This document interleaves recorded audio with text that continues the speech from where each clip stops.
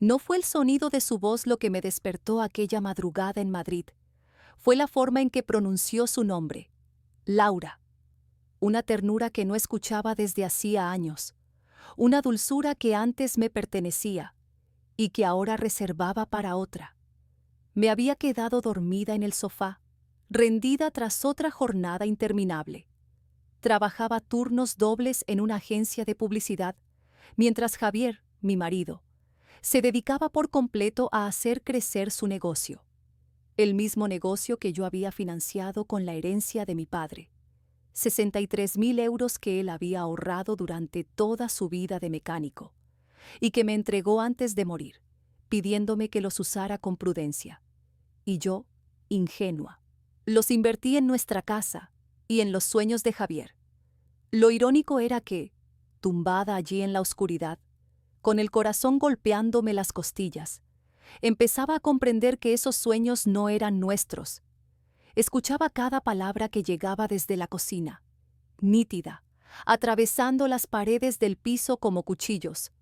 Lo sé, Elena te enseñó los extractos trimestrales, ¿verdad? Decía Javier con voz baja. Elena, mi hijastra de 16 años.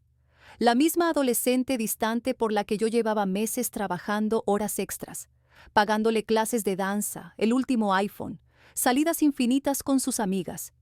Y ahora descubría que ella había sido la encargada de filtrarle información a su madre. Mi estómago se revolvió. Me quedé inmóvil, conteniendo la respiración. Mira, Lau, he estado pensando en lo que dijiste, sobre el momento. Quizá tengas razón. Quizá me precipité con todo esto de Clara. Sentí que me arrojaban agua helada.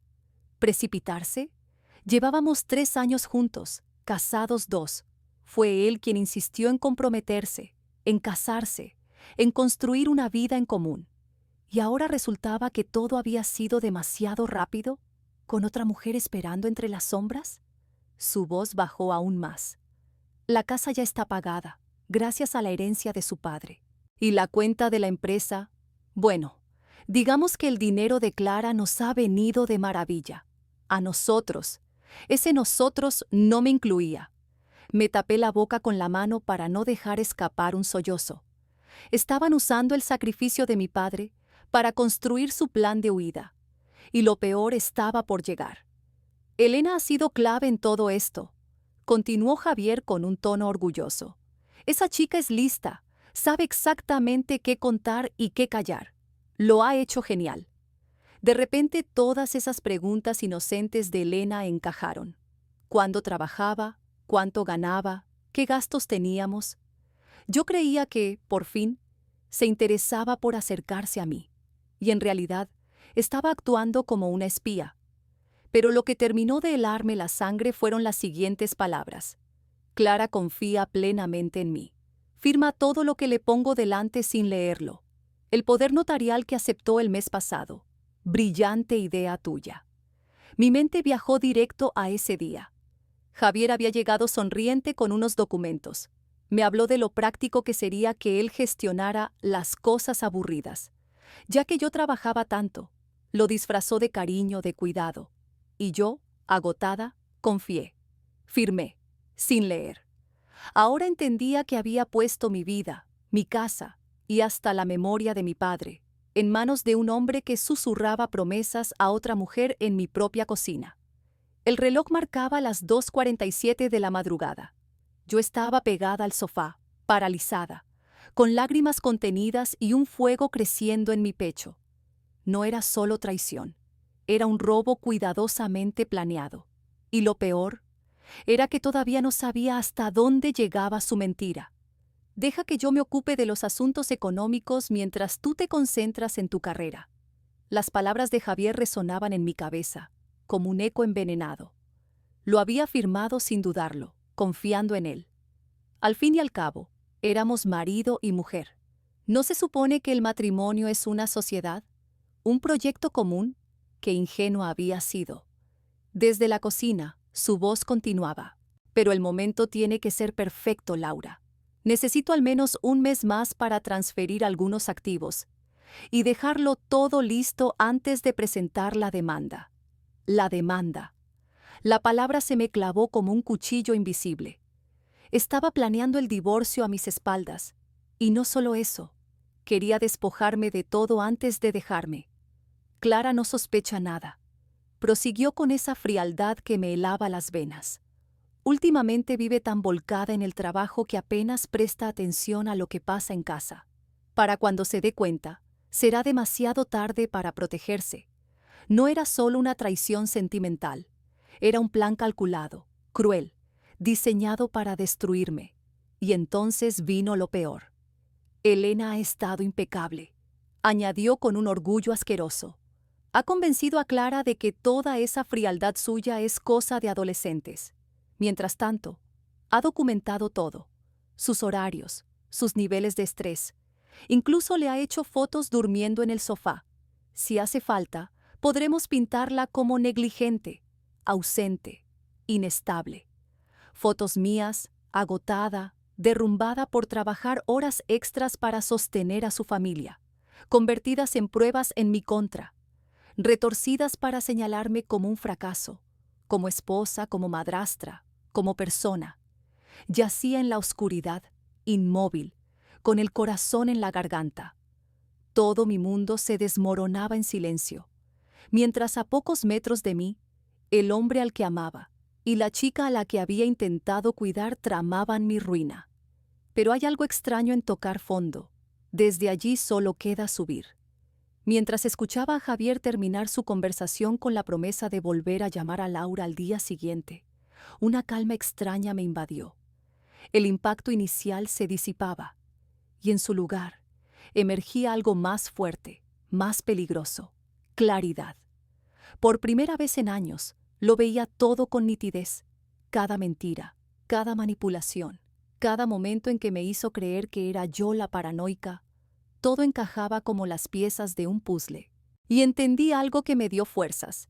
Ellos creían que ya habían ganado, pero acababan de despertar a la mujer equivocada. Segunda parte. La revelación se profundiza. La mañana siguiente llegó con una normalidad nauseabunda. Javier me besó en la frente antes de salir, diciendo que tenía reuniones con clientes.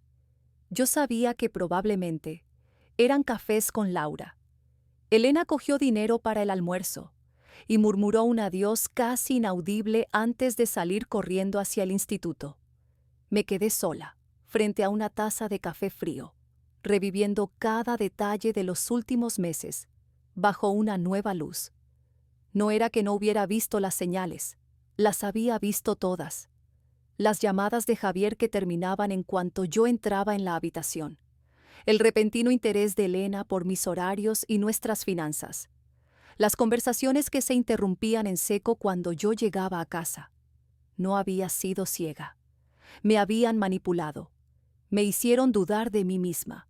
Me convencieron de que mi intuición era paranoia. Y entonces fui a buscarlo. El maldito documento que había firmado sin leer. El poder notarial. Estaba archivado cuidadosamente en la carpeta de documentos importantes de nuestro despacho.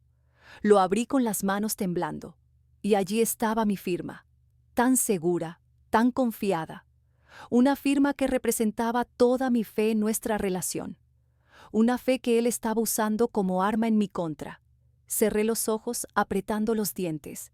El dolor era insoportable, sí, pero también era combustible. Y ese día, con aquel papel en mis manos, supe que ya no sería la víctima de su historia. Empezaba la mía. El lenguaje de aquel documento era mucho más amplio de lo que Javier me había explicado. Muchísimo más. No solo tenía autoridad sobre las facturas de la casa, tenía acceso a todo: mi herencia, mis ahorros personales, incluso mis planes de jubilación. Pensé en llamar de inmediato a un abogado, pero algo me detuvo. Quizá fuera el recuerdo de su voz la noche anterior, confiado, convencido de que yo era demasiado ingenua y demasiado cansada para descubrir nada. Ese tono seguro que usaba cuando creía tenerme dominada. Y entonces lo decidí. No iba a llamar a nadie todavía. Iba a demostrarle lo equivocadísimo que estaba. Esa mañana llamé a la oficina fingiendo estar enferma. El primer día libre que me tomaba en más de un año. y lo convertí en el inicio de mi transformación. De esposa engañada a detective de mi propia vida. El ordenador de casa fue mi primer hallazgo. Javier no era tan cuidadoso como pensaba con su huella digital. En su historial encontré búsquedas de abogados especializados en divorcios, estrategias para proteger activos y, algo que me heló la sangre, cómo demostrar el abandono emocional en el matrimonio. No solo planeaban dejarme en la ruina, planeaban culparme a mí. El siguiente golpe vino con su correo electrónico. Seguía conectado desde la noche anterior. Dudé un segundo, pero la duda duró poco. Después de todo, él había violado cada centímetro de mi confianza, de mi vida. Ya no había sitio para la cortesía. Abrí la bandeja de entrada. El hilo con Laura llevaba 4 meses. No 3, como había oído, sino 4 meses de planes, de intrigas, de risas a mi costa. Cada línea era una puñalada, y uno de esos mensajes me hizo apretar los puños con tanta fuerza que casi me rompo las uñas. Javi, tienes que tener paciencia. La herencia de Clara no va a desaparecer. Cuanto más tiempo permanezcas casado, más sólida será tu reclamación. Elena dice que últimamente está agotada con el trabajo. Perfecto. Documenta todo. Su ausencia, su cansancio, su incapacidad para conectar con ella. La pintaremos como una adicta al trabajo, negligente, que abandonó sus responsabilidades familiares. Me temblaban las manos mientras pasaba al siguiente correo. Había capturas de pantalla de mis extractos bancarios, hechas por Elena. Fotos mías dormida en el sofá, con el rostro demacrado por el cansancio. Incluso una grabación de voz, yo gritándole a ella una noche en la que me había provocado con una grosería insoportable. Sacadas de contexto, claro. Todo diseñado para convertirme en un monstruo ante un juez. Pero lo peor fue leer cómo se burlaban de la muerte de mi padre. Es casi justicia poética, ¿no? El dinero de su padre financiando nuestro nuevo comienzo juntos. Justicia poética. Así lo llamaban. Como si mi existencia fuera un error. Como si haber amado a Javier y haber intentado cuidar a su hija hubiera sido un crimen. Tragué saliva, sintiendo que me quemaba por dentro. Lo siguiente fue revisar sus movimientos bancarios. Javier había estado ocupado con ese poder notarial. Encontré transferencias pequeñas, casi invisibles. Unos cientos de euros aquí, 1000 allá. Nada que levantara sospechas en un vistazo rápido. Pero sumando, más de 13.000 euros habían desaparecido en solo 4 meses. Dinero de mi herencia, de mi padre, desviado a una cuenta oculta a nombre solo de Javier. Una cuenta destinada a financiar su nueva vida con Laura. Me recosté en la silla, rodeada de correos, registros y pruebas, y comprendí que lo nuestro no era un matrimonio que se había desgastado.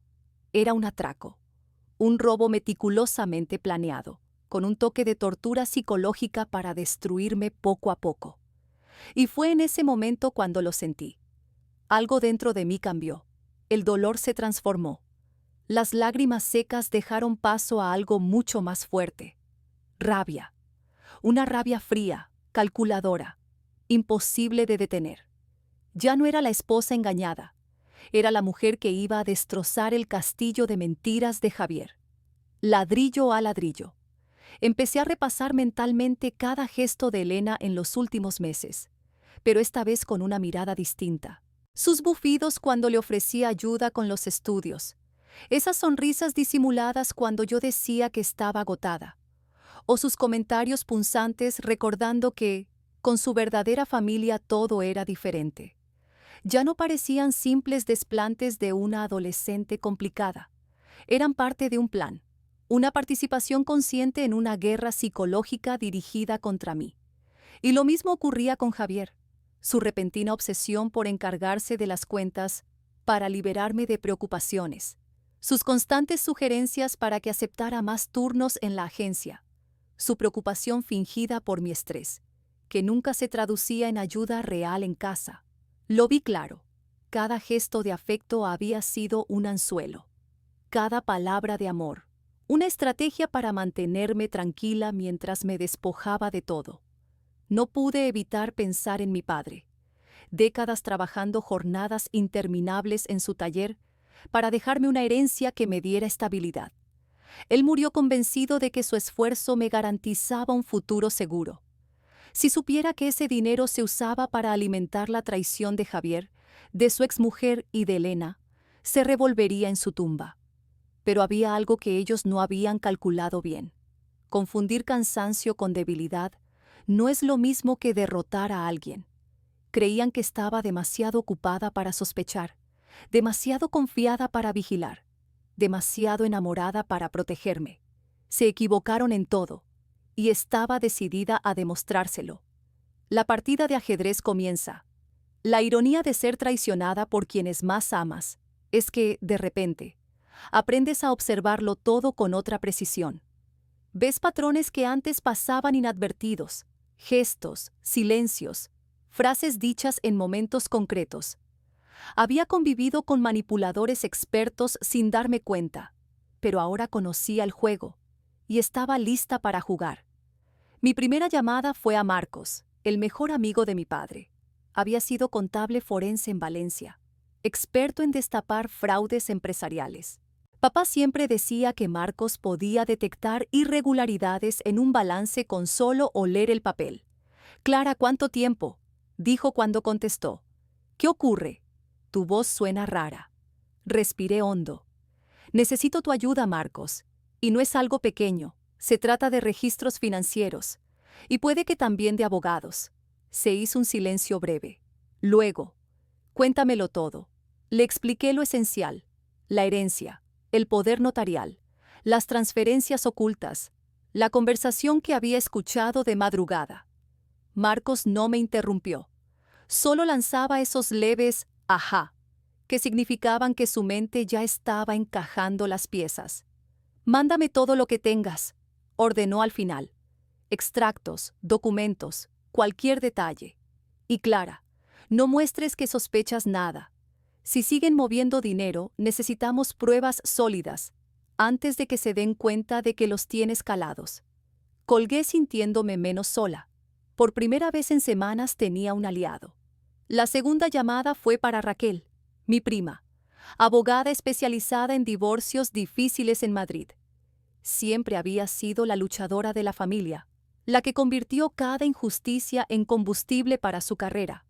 «Déjame ver si lo tengo claro», resumió tras escucharme. «Tu marido se apropió de la herencia de tu padre. Consiguió un poder notarial sobre tus bienes. Está desviando dinero en secreto. Y encima planea divorciarse alegando que eres una mujer obsesionada con el trabajo e incapaz de cuidar a su familia». Ese es el panorama, sí. Y su hija ha estado colaborando, documentando tus horarios y sacándote fotos dormida. Asentí, aunque ella no podía verme. «Exacto». Raquel suspiró, pero su tono no fue de derrota, sino de batalla. «Vale, Clara. Entonces escúchame bien. Esto no es un divorcio, es una estafa. Y si ellos creen que lo tienen todo bajo control, es porque todavía no saben quién soy yo». Sentí una sonrisa abrirse paso entre las grietas de mi dolor. La partida de ajedrez acababa de comenzar. «¿Es correcto?», pregunté con un hilo de voz. Hubo un silencio largo al otro lado de la línea. Entonces Raquel soltó una carcajada seca que me descolocó. «Clara, ¿tienes idea de lo monumental que ha sido la metedura de pata de Javier?». «¿A qué te refieres?». «Han dejado un rastro documental que haría llorar de alegría a un fiscal. El fraude con el poder notarial ya es delito.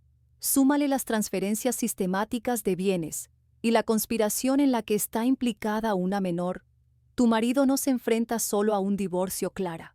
Se enfrenta a cargos penales». Por primera vez en días, sonreí.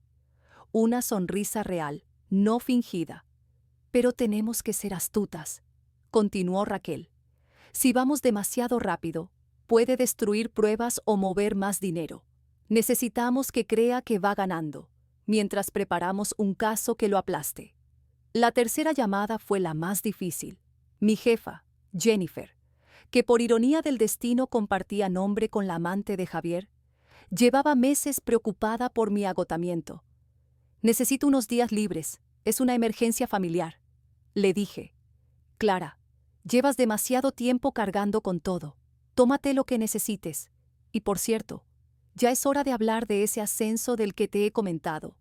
¿Un ascenso? Más dinero, más estabilidad, más independencia. Justo lo que Javier pensaba arrebatarme. La ironía era deliciosa. Durante los 3 días siguientes, me convertí en una mujer con una misión secreta. Por fuera seguía siendo la misma esposa agotada, la madrastra con exceso de trabajo, la socia distraída. Por dentro, estaba recopilando pruebas y levantando, pieza a pieza, un caso irrefutable. Marcos hizo magia con los registros financieros. Descubrió que no solo había transferencias recientes. Javier llevaba desviando dinero desde casi el inicio del matrimonio. Tu marido es listo o muy afortunado, me dijo en una llamada nocturna. Ha movido fondos con una sutileza que lo haría invisible para cualquiera que no supiera dónde mirar. Pequeñas cantidades, inversiones que parecen normales, cambios de titularidad en cuentas. Si no hubieras oído aquella conversación clara, quizá no lo habrías descubierto hasta que fuera demasiado tarde. Y entonces me dio la frase que me marcó como un martillazo. Algunas de estas operaciones no solo son inmorales, son delitos. Ha usado el poder notarial para acceder a cuentas y realizar inversiones fuera de lo autorizado. Un fiscal podría hundirlo con esto. Mientras tanto, Raquel tejía la otra parte del plan. Su voz sonaba como un bisturí afilado al otro lado del teléfono. No solo vamos a proteger lo tuyo, vamos a reclamar daños y perjuicios, fraude, conspiración y angustia emocional. Cuando terminemos con él, Javier deseará haber firmado un divorcio amistoso, pero el giro más interesante vino de la persona más inesperada, Elena. El jueves por la noche dejó su móvil en la encimera de la cocina, antes de subir a ducharse. No pensaba curiosear, solo estaba recogiendo los platos cuando la pantalla se iluminó con un mensaje entrante. Mamá, ¿has recibido las fotos de hoy? Javier quiere asegurarse de que tenemos suficientes pruebas, de que Clara no participa en las actividades familiares. Actividades familiares. Esa semana solo me había saltado una cena, porque estaba cerrando un proyecto que, irónicamente, financiaba el viaje de primavera de Elena. El mensaje me dolió, pero también encendió una idea. ¿Y si este fin de semana salimos los tres? Propuse con una sonrisa inesperada mientras cenábamos al día siguiente. Podríamos probar ese restaurante nuevo en el centro, invito yo. Javier se quedó sorprendido, pero encantado. Suena genial, cariño, ¿verdad, Elena? Ella me miró con una mezcla de sospecha y desdén, pero acabó asintiendo. No lo sabían aún, pero acababa de poner en marcha mi primera jugada. Elena fingió indiferencia, encogiéndose de hombros como si la invitación no le importara. Pero sus ojos la traicionaron. Un cruce rápido de miradas con Javier bastó para entenderlo. Ambos estaban convencidos de que había mordido el anzuelo, que la madrastra culpable intentaba compensar sus fallos con una cena costosa y un gesto desesperado de unión. Lo que desconocían era que yo ya había preparado mi jugada. Raquel aparecería por casualidad en el restaurante, y en una mesa cercana, un fotógrafo captaría cada instante de la velada. Querían mostrarme como ausente y fría, y terminarían con pruebas gráficas de lo contrario, compartiendo, pagando, esforzándome por integrarme en la familia. El guión se invertía sin que ellos lo supieran. La gente que se cree más astuta suele caer en su propia arrogancia. Javier y Laura estaban tan ocupados celebrando su supuesta superioridad que no podían ver cómo el terreno comenzaba a moverse bajo sus pies. El viernes por la noche, exactamente una semana después de aquella conversación de madrugada, decidí dar el primer paso. Javier estaba encerrado en el garaje, probablemente hablando con su amante. Yo aproveché para acercarme a Elena, que estaba tumbada en el sofá, absorta en el móvil. Esa actitud de desgana adolescente ya no me engañaba. Era un disfraz cuidadosamente cultivado. «Hola, dije con naturalidad, tomando asiento frente a ella. Quería darte las gracias. Me miró de reojo desconfiada. ¿Gracias? ¿Por qué? Por enseñarme quién es realmente tu padre. La sangre se le esfumó del rostro. Durante unos segundos perdió la compostura y vi lo que realmente era. Una chica demasiado joven, envuelta en un juego de adultos que no comprendía del todo. No sé de qué hablas, contestó, pero la inseguridad en su voz la delató. Saqué mi móvil y le mostré una captura de pantalla. Marcus había conseguido rescatar mensajes borrados de nuestra línea familiar. «Léelo conmigo», dije en voz baja. «Mamá, Clara no llegará antes de las 9. Hoy he sacado otra foto de ella dormida en el sofá. Papá dice que es la prueba perfecta». Elena se quedó helada. El teléfono le resbaló de las manos. Me miró con los ojos muy abiertos, consciente de que ya no era la única con acceso a pruebas. «Escucha». Continué controlando el tono. Ni gritos ni lágrimas. Entiendo tu lealtad hacia tu madre. Entiendo que no quieras aceptarme. Pero lo que has estado haciendo no es un simple desaire adolescente. Es un delito. ¿Un delito?, susurró. Sí. Fraude. Conspiración. Has colaborado con tu padre en algo que un juez podría considerar muy grave. Tienes 16 años, Elena. A tu edad ya puedes responder por tus actos. No era del todo cierto, lo sabía, pero necesitaba que sintiera el peso de lo que significaban sus acciones. ¿Sabes de dónde salió el dinero que tu padre está robando?, añadí. De mi herencia. El dinero que mi padre ganó con el sudor de su frente. El mismo dinero que ha pagado tus clases de danza, tu ropa, tu móvil. Todo tu estilo de vida en los últimos años viene de ahí. Vi cómo se le desmoronaba la seguridad. Yo no lo sabía, balbuceó. Mamá me dijo que solo estaba siendo injusta con papá, que en realidad nunca quisiste esta familia. ¿Y ahora qué piensas?, pregunté mirándola fijamente. Su mirada vagó por el salón, los muebles que yo había comprado, las fotos en las paredes que yo había insistido en colgar, los pequeños detalles que había puesto para que aquella casa pareciera un hogar. Sus labios temblaron. Por primera vez, vi la duda abrirse paso en ella. La grieta estaba hecha, y una grieta, bien usada, puede derrumbar todo un muro. Creo, susurró Elena con la voz rota, creo que he cometido un error muy grande. No tuve tiempo de responder. Javier entró en la sala desde el garaje. Su mirada recorrió el rostro bañado en lágrimas de su hija, y después se clavó en el mío, que permanecía sereno. Supe que en ese instante comprendió que el plan perfecto que había tejido se estaba desmoronando. «¿Qué pasa aquí?», preguntó con un tono autoritario que no conseguía ocultar el temblor de pánico. «Estamos hablando de algo que esta casa lleva mucho tiempo ignorando, la honestidad», contesté con calma. Su mandíbula se tensó. «Elena, a tu cuarto». «No», repliqué con firmeza. «Elena se queda. Ha participado en tu pequeño plan, y es justo que escuche cómo termina la historia». Me levanté despacio y caminé hasta la estantería. De un compartimento oculto saqué un pequeño grabador. Idea de Marcos. En él estaba registrada toda la conversación que acababa de tener con Elena. Su confesión, su papel como mensajera de su madre. Todo. ¿Sabes cuál es el problema de los delincuentes, Javier?, le dije mirándolo a los ojos. Que siempre creen ser los más listos de la sala.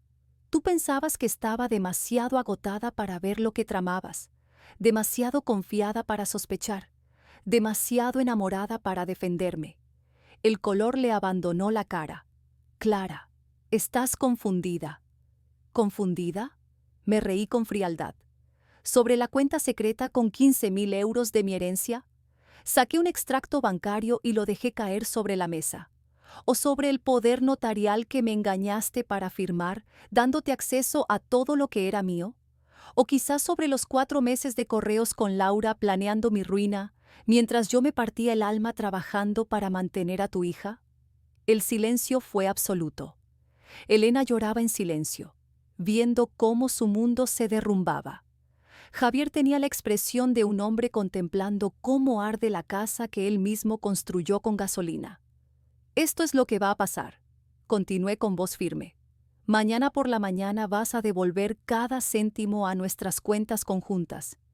Vas a revocar ese poder notarial fraudulento y vas a hacer las maletas. Esta casa, la que se compró con la herencia de mi padre, ya no es tuya. No puedes echarme así. Claro que puedo. Me incliné hacia él. La escritura está a mi nombre. La compré antes de casarnos. No es patrimonio conyugal. Mi abogado fue muy claro. Su rostro se contrajo al oír esa palabra. ¿Tu abogado? No uno, varios. Enumeré con calma. Raquel se ocupa de lo civil y familiar, Marcos de lo financiero, y David, un fiscal jubilado amigo de mi padre, está analizando el caso penal. ¿Te suena esa palabra, Javier? Penal. Elena jadeó. La miré con compasión contenida. Tu padre ha cometido varios delitos graves, Elena. Fraude electrónico, robo de identidad, conspiración, incluso maltrato a personas mayores. ¿Sabías que robar la herencia de un hombre muerto cuenta como eso? ¿Cárcel? Susurró la niña, con el rostro desencajado. Sí, respondí con serenidad. No solo está perdiendo a su esposa, puede perder su libertad. Javier trató de recomponerse. Clara, por favor, hablemos con calma. ¿Calma? Una carcajada amarga salió de mi boca. Me pasé meses dándote calma mientras tú tramabas cómo destruirme. Usaste mi duelo, manipulaste a tu hija, me robaste hasta el último céntimo que mi padre dejó con esfuerzo. Y ahora vienes a hablar de sensatez. Me acerqué un paso. Él retrocedió. Ese momento terminó cuando decidiste que era demasiado estúpida para defenderme. Ahora el ajuste de cuentas ha comenzado, y no habrá marcha atrás. Javier se había marchado apenas una semana después de nuestro enfrentamiento. Se instaló con Laura en su diminuto piso de alquiler al otro lado de Madrid. La ironía era deliciosa. Habían soñado con empezar una vida de lujo gracias a mi dinero, y terminaron apiñados en un apartamento de una sola habitación, sin espacio ni para guardar sus propias mentiras. La recuperación financiera fue mucho más rápida de lo que esperaba. Marcos rastreó cada euro robado, y bajo la amenaza de un proceso penal, Javier se mostró sorprendentemente colaborador.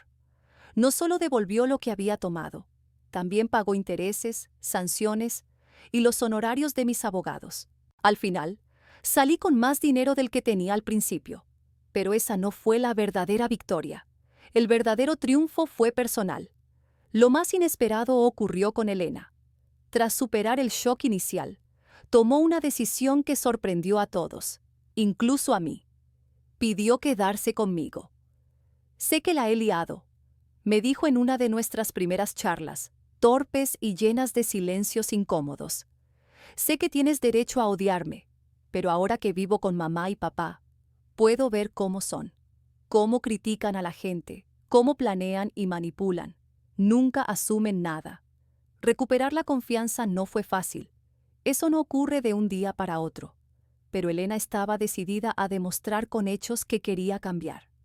Empezó terapia para afrontar la culpa de haber sido manipulada por sus propios padres. Se buscó un trabajo de media jornada para devolverme parte del dinero del móvil y de los gastos que había documentado contra mí. Y lo más revelador, comenzó a comportarse como una adolescente normal, no como la espía improvisada que habían moldeado. Un día, mientras cortábamos verduras para la cena, me soltó sin previo aviso. En realidad te quiero más ahora que no me paso el día buscando defectos en ti. No lo dije en voz alta, pero esas palabras fueron más valiosas que cualquier victoria legal o financiera. Mientras tanto, el mundo de Javier se derrumbaba. El caso penal terminó en un acuerdo con la fiscalía. Nada de cárcel, pero sí 5 años de libertad condicional y una mancha eterna en sus antecedentes. Su negocio, levantado en gran parte con el dinero de mi padre, se hundió en cuanto salieron a la luz los cargos de fraude. Nadie quiere confiar sus ahorros a un asesor financiero que roba a su propia familia. Laura intentó salvarse alegando ignorancia, pero sus propios correos demostraban lo contrario. No llegó a ser imputada, pero perdió su empleo en cuanto su jefe descubrió que había usado recursos de la empresa para ayudar en el fraude. Al final, La pareja que se creía destinada a la felicidad terminó sin trabajo, arruinada y encerrada en una relación corroída por la desconfianza y la codicia. Según me contó Elena, ya discutían a gritos casi a diario, echándose la culpa mutuamente. Papá sigue diciendo que todo habría funcionado si no lo hubieras descubierto, me comentó un día, con ese sarcasmo propio de la adolescencia. Y añadió, con desprecio, todavía cree que la mala eres tú. Algunas personas nunca aprenden. Yo, en cambio, estaba empezando de nuevo. Acepté el ascenso que Jennifer Chen había mencionado meses atrás, con un sueldo mucho mayor. Volví a salir, aunque con precaución, límites claros y un acuerdo prenupcial firmado por un abogado para cualquiera que quisiera algo serio conmigo. Con parte del dinero recuperado, invertí en un pequeño piso de alquiler que me generaba ingresos pasivos y me daba una seguridad que no sentía desde hacía años. Y lo más importante, había aprendido a escuchar de nuevo mi instinto, porque esas pequeñas señales, esos momentos en los que algo no encaja, siempre tienen razón. Cuando las piezas no encajan, cuando la gente que más debería cuidarte es la misma que siembra dudas en tu mente, esos momentos son una señal, una alarma que no se puede ignorar. En la repisa del salón guardaba una foto de mi padre. A veces, sin darme cuenta, me sorprendía hablándole en voz baja. Creyeron que tu dinero me había debilitado, papá. Pensaron que tu sacrificio me había vuelto frágil, pero no entendieron nada.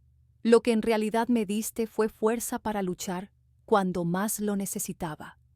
Mientras tanto, Elena ya preparaba su solicitud para la universidad. En nuestras largas conversaciones hablábamos de confianza, de lealtad y de la diferencia entre familia y la gente que solo comparte tu ADN.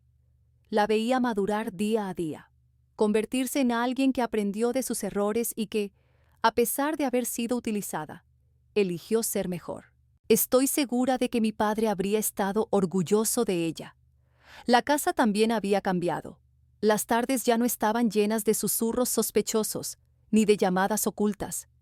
No había que caminar de puntillas en mi propio hogar. El silencio seguía presente, sí, pero ahora era distinto. Un silencio sereno, lleno de paz. Javier y Laura habían intentado arrebatarme la herencia de mi padre. Pero lo que nunca comprendieron es que ese legado no estaba en los números de una cuenta bancaria. El verdadero regalo de mi padre fue otro: la fuerza para resistir, la inteligencia para pelear con cabeza y el coraje para levantarme cada vez que alguien intentara hundirme. Esa herencia invisible, jamás podrían quitárnosla.